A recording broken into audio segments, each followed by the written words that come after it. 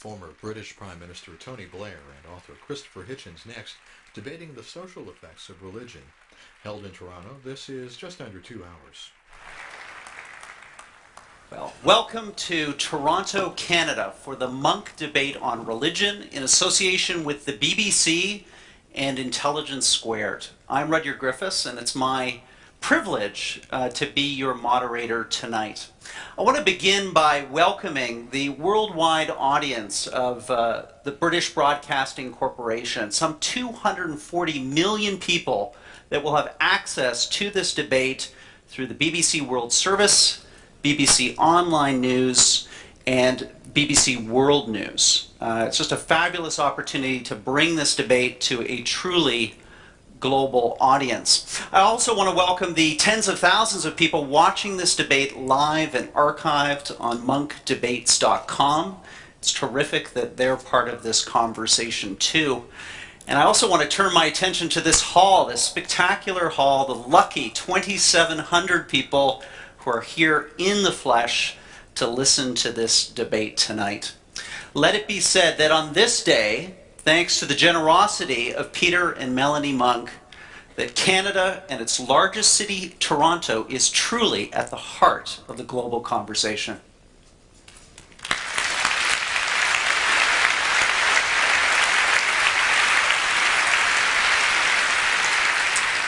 Now, the moment we have all been waiting for. We have our motion before us. Be it resolved, religion is a force for good in the world. All we need is our debaters here center stage. Ladies and gentlemen, please welcome Mr. Tony Blair and Mr. Kристофер Hitchens.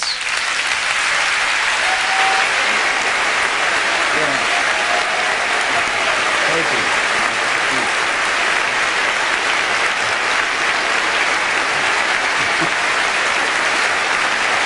Can't have met before.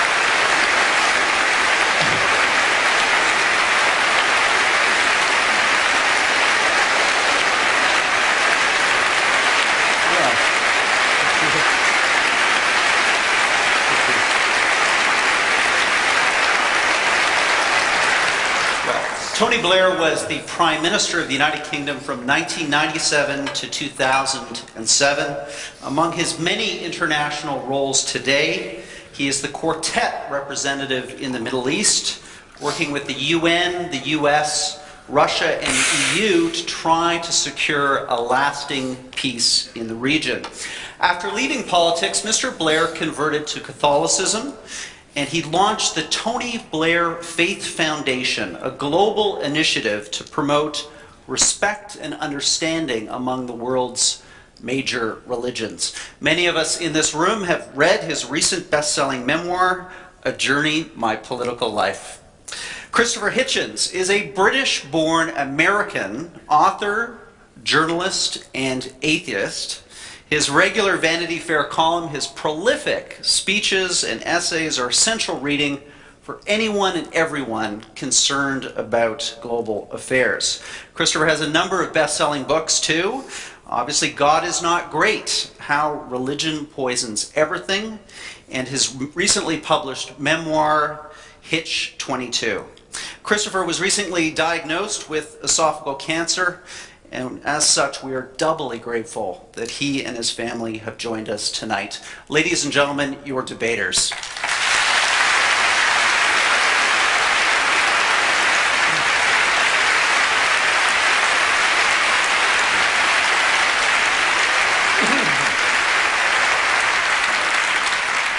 Before getting our debate underway, let me just briefly run down how the next hour and a half will unfold. Each debater has been given 7 minutes for their opening remarks for and against the motion. Next, Mr. Hitchens and Mr. Blair will confront each other head-on, so to speak, through 2 rounds of formal rebuttals. We'll then bring you, the audience, into this debate through written questions. All of you received a written question card. At any time in the debate, fill that out, pass it down the aisle for collection. I'll also be taking some questions from audience members on the stage, some of the younger audience members here. Those questions will be asked directly to Mr. Blair and Mr. Hitchens. We'll also be bringing in our online audience through a series of questions too. The debate will conclude with short 5-minute closing statements and a second audience vote on the motion. But before I call on our debaters for their opening statements, let's find out how the 2,700 people in this audience voted as they came into the hall. We're going to get those numbers up on the screen now. 22% of you in favor of the motion, 57 opposed, and fully 21% of you undecided. Now, we also, as you know, asked you a second question tonight. We asked you, depending on what you hear during the debate, are you open to changing your vote? Let's have those numbers too, please. Wow. 75% of this audience, 3/4, could change their vote depending what they hear in the next hour and a half. Ladies and gentlemen, we clearly have a debate on our hands. And remember, we will poll the audience again at the end of our proceedings to find out which of these two debaters was able to win by swaying us with the power of their arguments. Well, the time has come for introductory remarks. Christopher Hitchens, as we've agreed, you will begin first with your opening statement. Thank you, ladies and gentlemen. Thank you very much to the Monk family, great philanthropists, for making this possible.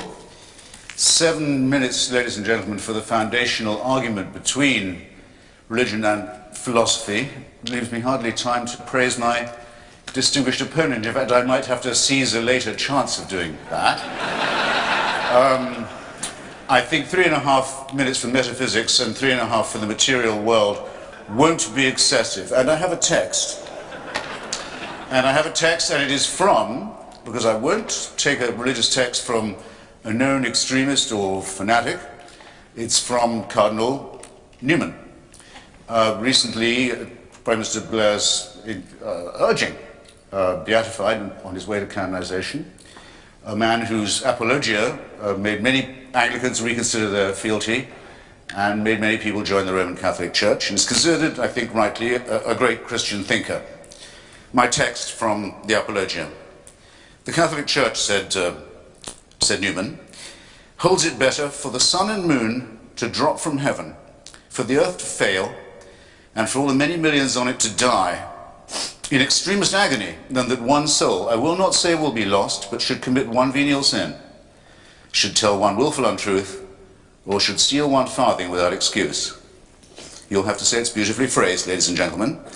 But to me, and here's my proposition, what we have here, and picked from no mean source, is a distillation of precisely what is twisted and immoral in the faith mentality. Its essential fanaticism, its consideration of the human being as raw material, and its fantasy of purity. Once you assume a creator and a plan, it makes us objects in a cruel experiment whereby we are created sick and commanded to be well. I'll repeat that. Created sick and then ordered to be well. And over us to supervise this is installed a celestial dictatorship, a kind of divine North Korea. Greedy, exigent, I would say more than exigent, greedy for uncritical praise from dawn till dusk, and swift to punish the original sins with which it so tenderly gifted us in the very first place. However, let no one say there's no cure. Salvation is offered. Redemption, indeed, is promised at the low price of the surrender of your critical faculties. Religion, it might be said, must be said, would have to admit, makes extraordinary claims, but though I would maintain that extraordinary claims require extraordinary evidence, rather daringly provides not even ordinary evidence for its extraordinary supernatural claims. Therefore, we might begin by asking, and I'm asking my opponent as well as you when you consider your voting, Is it good for the world to appeal to our credulity and not to our skepticism? Is it good for the world to worship a deity that takes sides in wars and human affairs? To appeal to our fear and to our guilt, is it good for the world? To our terror of death, is it good to appeal? To preach guilt and shame about the sexual act and the sexual relationship, is this good for the world? And asking yourself the while, are these really religious responsibilities, as I maintain they are? To terrify children with the image of hell and eternal punishment, not just of themselves, but of their parents and those they love. Perhaps worst of all, to consider women an inferior creation. Is that good for the world? And can you name me a religion that has not done that? To insist that we are created and not evolved in the face of all the evidence. To say that certain books of legend and myth, man-made and primitive, are revealed, not man-made code. Religion forces nice people to do unkind things, and also makes intelligent people say stupid things. Handed a small baby for the first time, is it your first reaction to think, beautiful, almost perfect, now please hand me the sharp stone for its genitalia that I may do the work of the Lord? No. It is, as the great physicist Steven Weinberger has very aptly put it, in the ordinary moral universe, the good will do the best they can, the worst will do the worst they can, but if you want to make good people do wicked things, you'll need religion. Now, I've got now 1 minute and 57 seconds to say why I think this is very self-evident in our material world. Let me ask Tony again, because he's here, and because the place where he is seeking peace is the birthplace of monotheism. So you might think it was unusually filled with refulgence and love and peace. Everyone in the civilized world has roughly agreed, including the majority of Arabs and Jews and the international community, that there should be enough room for 2 states, for 2 peoples in the same land. I think we have a rough agreement on that. Why can't we get it? The UN can't get it, the US can't get it, the Quartet can't get it, the PLO can't get it, the Israeli Parliament can't get it. Why can't they get it? Because the parties of God have a veto on it, and everybody knows that this is true. Because of the divine promises made about this territory, there will never be peace, there will never be compromise. There will instead be misery, shame, and tyranny, and people will kill each other's children for ancient books and caves and relics. And who is going to say that this is good for the world? And that's just the example nearest to hand. Have you looked lately at the possibility that we used to discuss as children in fear?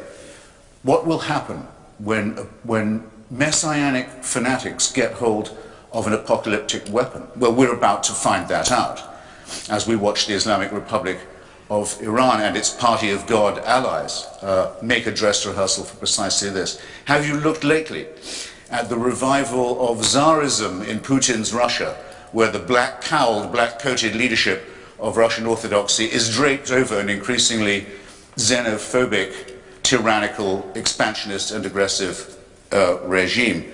Have you looked lately at the teaching in Africa and the consequences of it, of a church that says AIDS may be wicked, but not as wicked as condoms? That's exactly no seconds left, ladies and gentlemen. I've done my best. Believe me, I have more.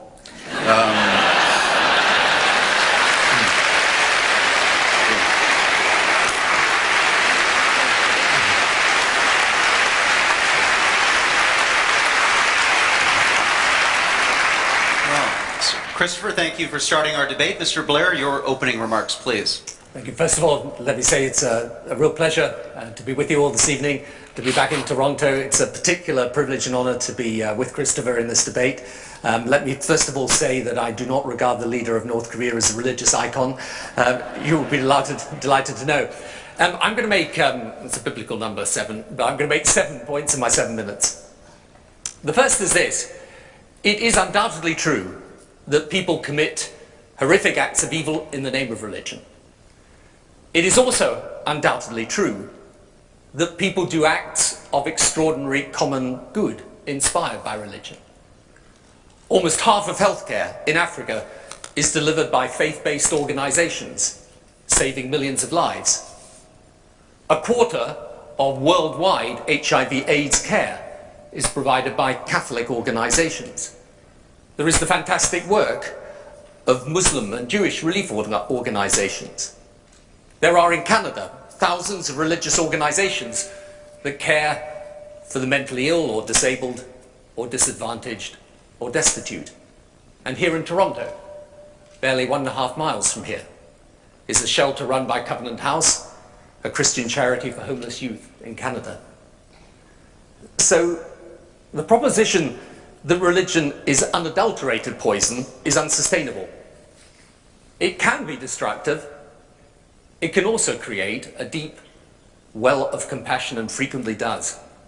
And the second is that people are inspired to do such good by what I would say is the true essence of faith, which is, along with doctrine and ritual particular to each faith, a basic belief common to all faiths in serving and loving God through serving and loving your fellow human beings, as witnessed by the life and teaching of Jesus, one of love, selflessness and sacrifice, the meaning of the Torah.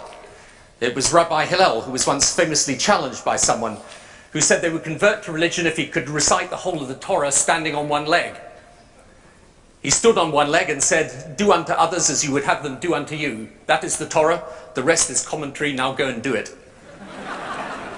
The teaching of Prophet Muhammad, saving one life is as if you're saving the whole of humanity. The Hindu searching after selflessness. The Buddhist concepts of karuna, mudita and metta, which all subjugate selfish desires to care for others, seek insistence specifically on respect for others of another faith.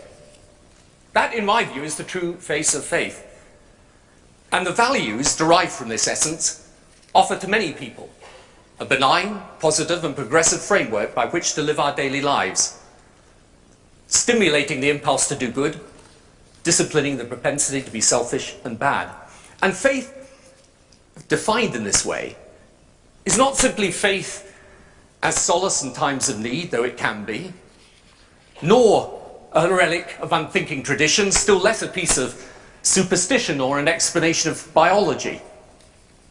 Instead, it answers a profound spiritual yearning, something we feel and sense instinctively. This is a spiritual presence, bigger, more important, more meaningful than just us alone, that has its own power separate from our power, and that even as the world's marvels multiply, makes us kneel in humility, not swagger in pride. And that if faith is seen in this way, science and religion are not incompatible, destined to fight each other until eventually the cool reason of science extinguishes the fanatical flames of religion.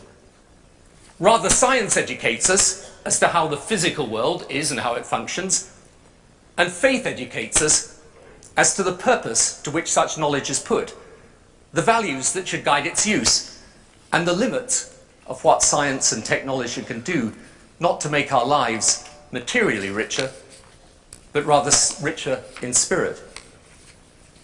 And so, imagine indeed a world without religious faith. Not just no place of worship, no prayer, no scripture, but no men or women who, because of their faith, dedicating their lives to others, showing forgiveness where otherwise they wouldn't, believing through their faith that even the weakest and most powerless have rights, and they have a duty to defend them. And yes, I agree, in a world without religion, the religious fanatics may be gone. But I ask you, would fanaticism be gone? And then realize that such an imagined vision of a world without religion is not in fact new. The 20th century was a century scarred by visions that had precisely that imagining in their vision and at their heart, and gave us Hitler and Stalin and Pol Pot. In this vision, obedience to the will of God was for the weak. It was the will of man that should dominate. So, I do not deny for a moment that religion can be a force for evil. But I claim that where it is based essentially on a perversion of faith. And I assert that at least religion can also be a force for good. And where it is, that it's true to what I believe is the essence of faith. And I say that a world without religious faith would be spiritually, morally, and emotionally diminished. So, I know very well that you can point, and quite rightly Christopher does, to examples of where people have used religion to do things that are terrible and that have made the world a worse place. But I ask you not to judge all people of religious faith by those people any more than we would judge politics by bad politicians. Or, indeed, journalists by bad journalists. The question is, along with all the things that are wrong with religion, is there also something within it that helps the world to be better and people to do good? And I would submit there is. Thank you.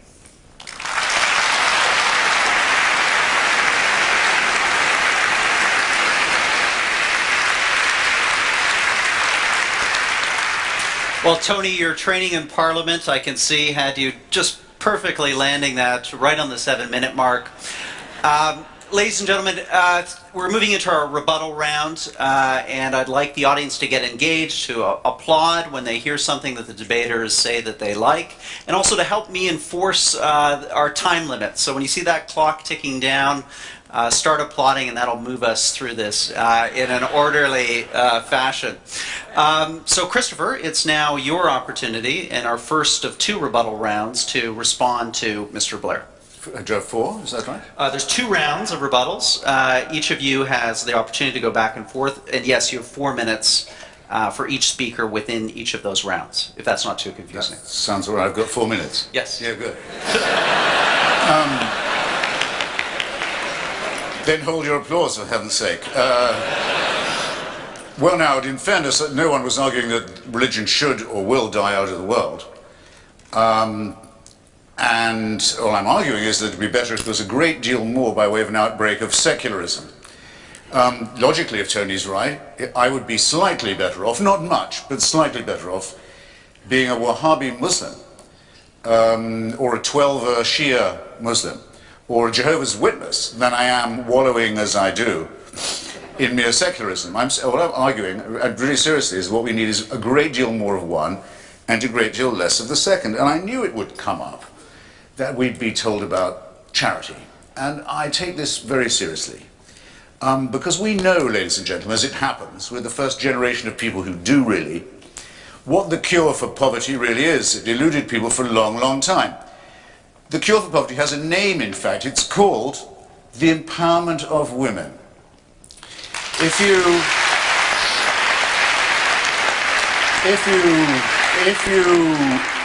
you give women some control over the rate at which they reproduce, if you give them some say, take them off the animal cycle of reproduction to which nature and some doctrine, religious doctrine, condemns them, and then if you'll throw in a handful of seeds perhaps and some credit, the floor of everything in that village, not just poverty, but education, health and optimism will increase. It doesn't matter, try it in Bangladesh, try it in Bolivia, it works all the time. Name me one religion that stands for that, or ever has. Wherever you look in the world and you try to remove the shackles of ignorance and disease and stupidity from women, it is invariably the clerisy that stands in the way. Or in the case of now, furthermore, if you're going to grant this to Catholic charities, say, which I would hope are doing a lot of work in Africa, if I was a member of a church that had preached that AIDS was not as bad as condoms, I'd be putting some conscience money into Africa too, I must say. But it won't bring... I'm sorry, I'm not trying to be funny. If I was trying to be funny, you mistook me. It won't bring back the millions of people who've died wretched deaths because of that teaching. That still goes on.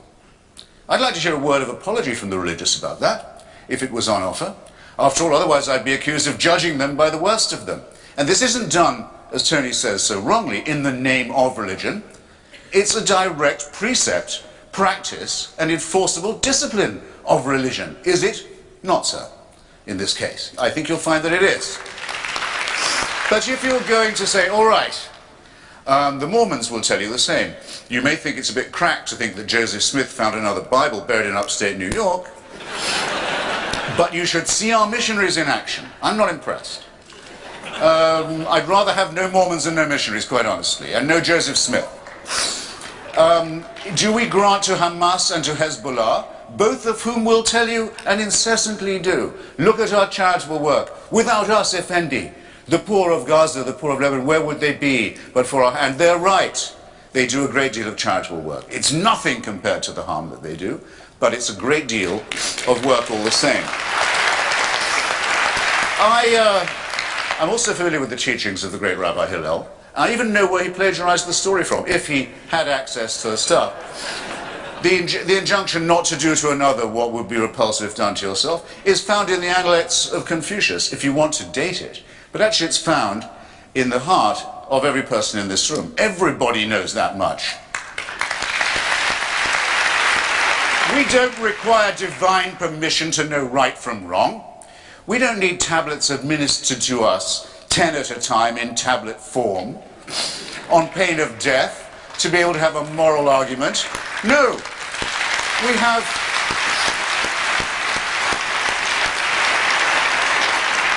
We have the reasoning and the moral suasion of Socrates and of our own abilities. We don't need dictatorship to give us right from wrong, and that's my lot. Thank you.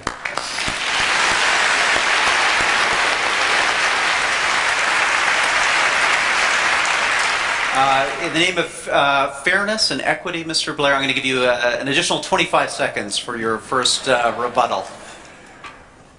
First of all,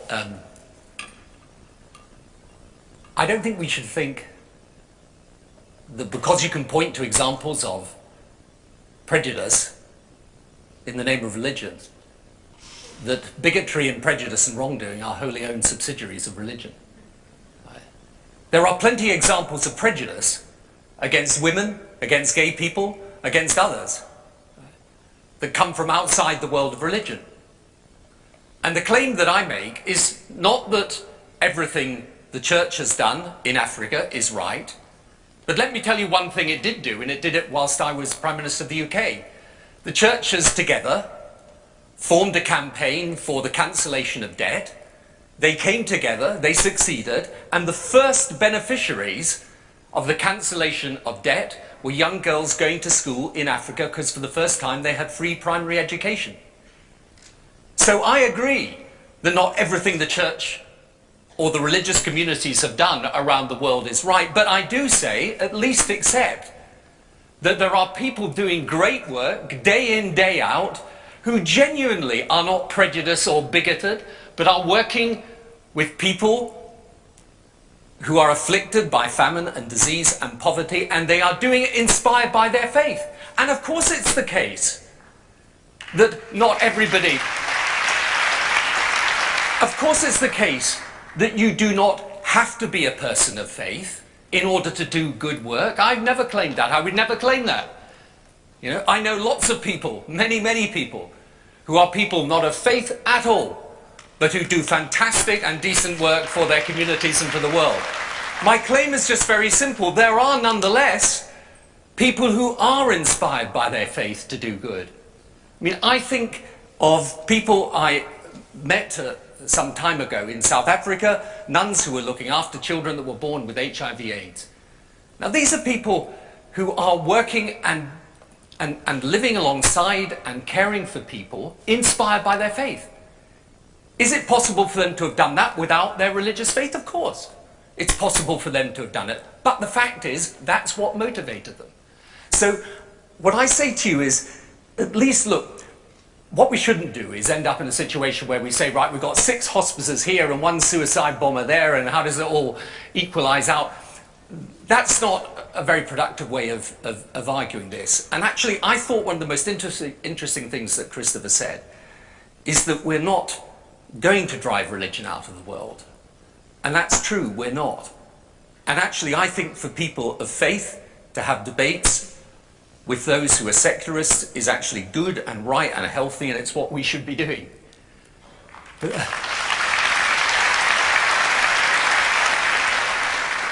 And I'm not claiming that everyone should congregate on MySpace.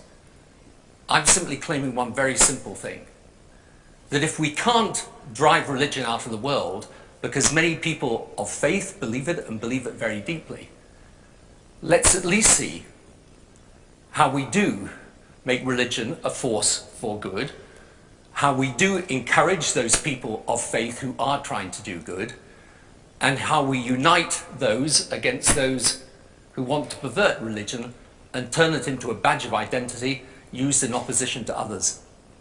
So,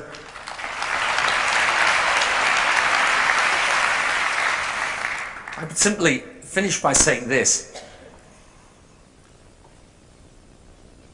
There are many situations where faith has done wrong. But there are many situations in which wrong has been done without religion playing any part in it at all. So let us not condemn all people of religious faith because of the bigotry or prejudice shown by some, and let us at least acknowledge that some good has come out of religion, and that we should celebrate.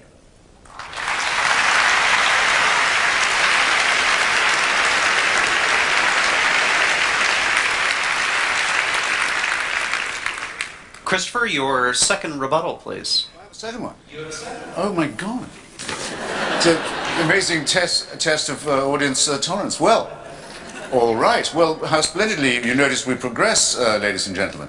Now it's, okay, some religious people are sort of all right.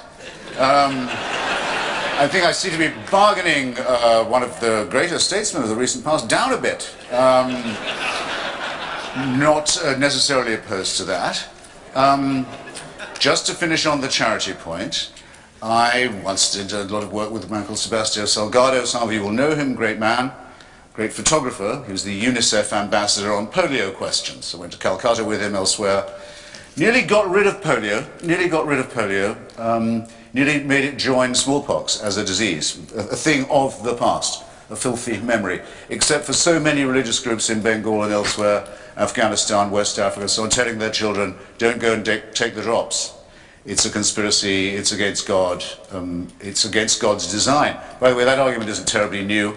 When smallpox was a scourge, Timothy Dwight, the great divine who was the head of Yale, said taking Dr. Jenner's injection was an interference with God's design as well. That's sort of, by the way, you need something like UNICEF to get major work done if you want to alleviate poverty and misery and disease.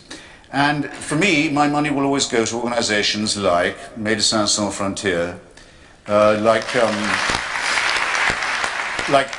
Oxfam and many others, who, strange enough, go out into the world, do good for their fellow creatures for its own sake.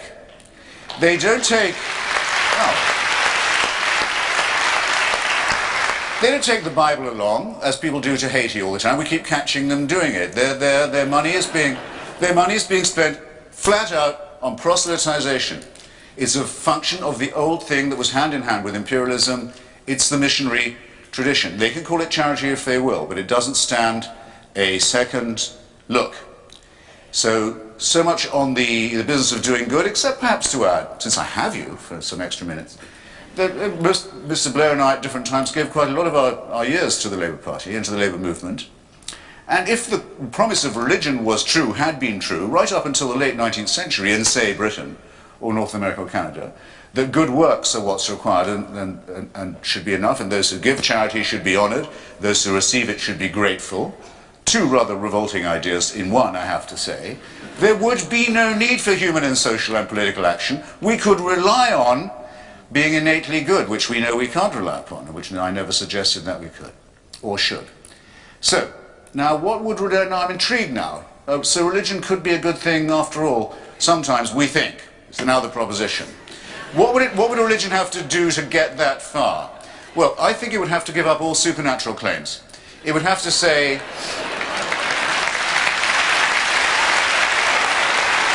Please. It would have to say, no, you are not to do this under the threat of reward, heaven, or the terror of punishment, hell. No, we can't offer you miracles. Find me the church that will say, forget all that. Faith healing, no. We'll have to give that up. it would have to give up the idea of an eternal, unalterable authority figure who was judge, jury, and executioner against whom there could be no appeal, and who wasn't finished with you even when you died.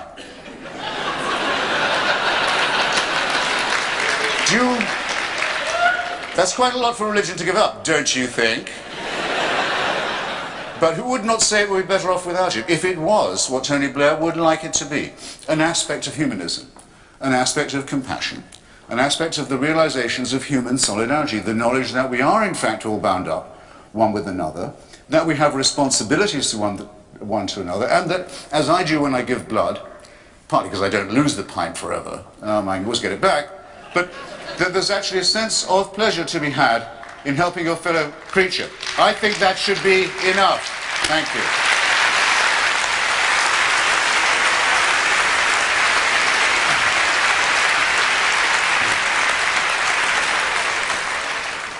Tony, it must feel like the House of Commons all over again. I don't know, so far they're a little politer, actually. Your final rebuttal, please. Yeah. It all depends, I guess, what your experience of religious people is. I mean, my experience of the people I was with last week in Africa that include deeply religious people is not actually that they're doing what they're doing because of heaven and hell. They're doing it for love of their fellow human beings. And that's, I think, something very fine. What's more, that they believe and that this love of their fellow human beings is bound up with their faith. So it's not something, you know, yes, of course it is absolutely true. They might decide to do this irrespective of the fact that they have religious faith, but their faith, they feel, is an impulse to do that good. And, you know, I don't recognize the description of the work that they do in what Christopher said. In Sierra Leone, where I was, you have Christians and Muslims working together to deliver healthcare in that country. That's religion playing a positive role. They're working across the faith divide and doing it because they, again, believe that their faith impels them to do that. When we look back in history, yes, of course, you can see plenty of examples of where religion has played a negative role. You can see great examples, for example, in the abolition of slavery, where religious reformers joined with secular reformers in order to bring about the abolition of slavery. And let's get away from this idea that religion created poverty. You know, there are bad things that have happened in the world outside of religion, right? And when you look at the 20th century, and you see the great scars of political ideology around views that had absolutely dramatically at their heart fascism, the communism of Stalin. Absolutely at their heart was the eradication of religion. Then what I would say to you is, get rid of religion, but you're not going to get rid of fanaticism, and you're not going to get rid of the wrong in the world. So the question is,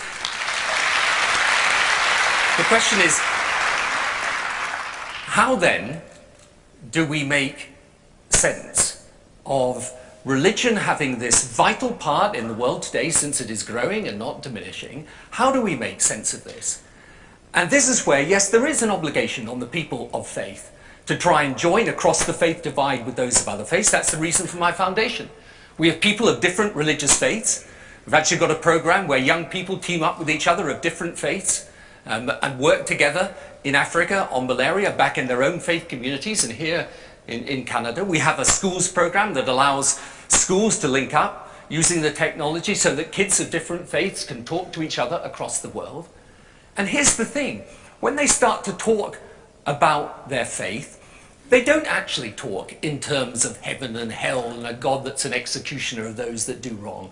They talk in terms of their basic feeling that love of God can be expressed best through love of neighbour and actions in furtherance of the compassion and help needed by others. And this is in 2007, you know, religious organisations in the US gave 1.5 times the amount of aid that USAID did. Not insignificant. So my point is very, very simple. You can list all the faults of religion, just as you can list the faults of the politicians, the journalists, and any other profession.